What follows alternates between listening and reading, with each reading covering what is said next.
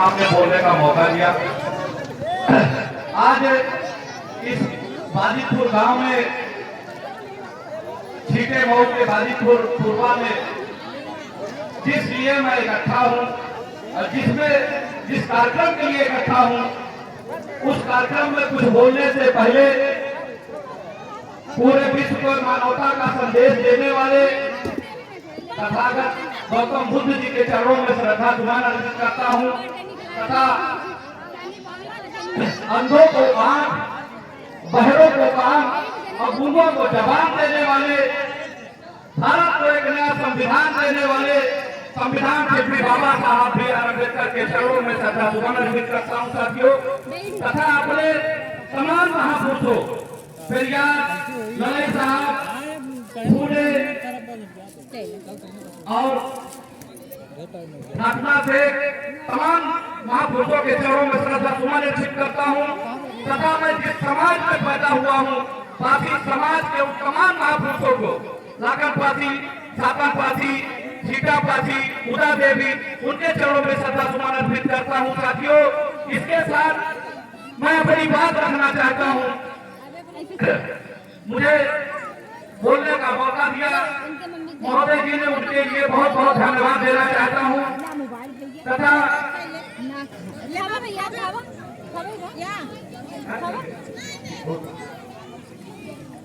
आज इस कार्यक्रम के आयोजक हम लोगों के बड़े भाई फौजी साहब को मैं बहुत बहुत धन्यवाद देना चाहता हूं कि आपने ऐसा कार्यक्रम का आयोजन किया।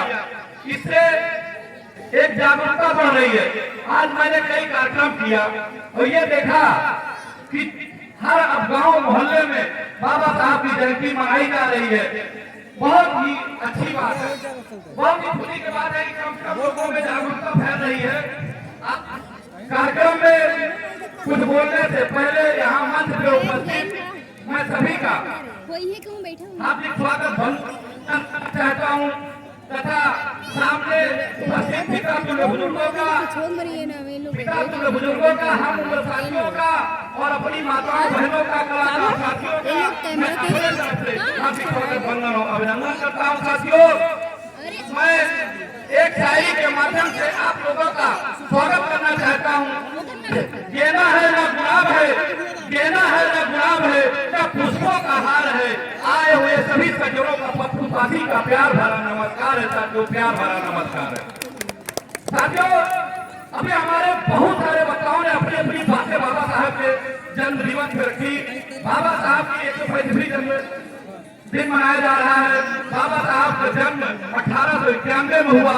तब से उन्होंने अपने संघर्ष के बल पे, जब सूत्रों को पढ़ाया नहीं जाता था, पढ़े नहीं दिया जाता था, तब ऐसी कड़ी मेहनत से उन्होंने पढ़ करके और पूरे 85% के समाज के लिए उन्होंने जो काम करके दिखाया, बहुत ही सराहनीय काम था। आज पप्पू पासी अगर मंच पे बाइक पकड़ के अगर ये सफेद कपड़ा पहन कर अगर बोलने का अधिकार मिला, मंच पे चढ़ने का अधिकार मिला, ये बाबा साहब की बदौलत है। अभी हमारे एक साथी बता रहे थे, गोबर की व्याख्यान बता रहे थे, गोबर के विषय में। वो गोबर क्यों इस्तेमाल किया जाता है? थोड़ा दूर पे मतलब बाबा साहब ने कहा था हमें समाज के उन लोगों से, दबे कुचले लोगों से खतरा नहीं है साथियों। अगर हमें खतरा है तो हमारे समाज के उन पढ़े लिखे 85% लोगों में से जो पढ़ लिख करके बड़ी नौकरियां, बड़ा व्यापार कर रहे हैं, अगर समाज को खतरा है तो उनसे सबसे ज्यादा खतरा है। वो इसलिए खतरा है साथियों कि उनको पढ़ने के बाद लोग आइडिया मांग लेते हैं कि हमारे समाज के सबसे बड़े लोग हो गए हैं।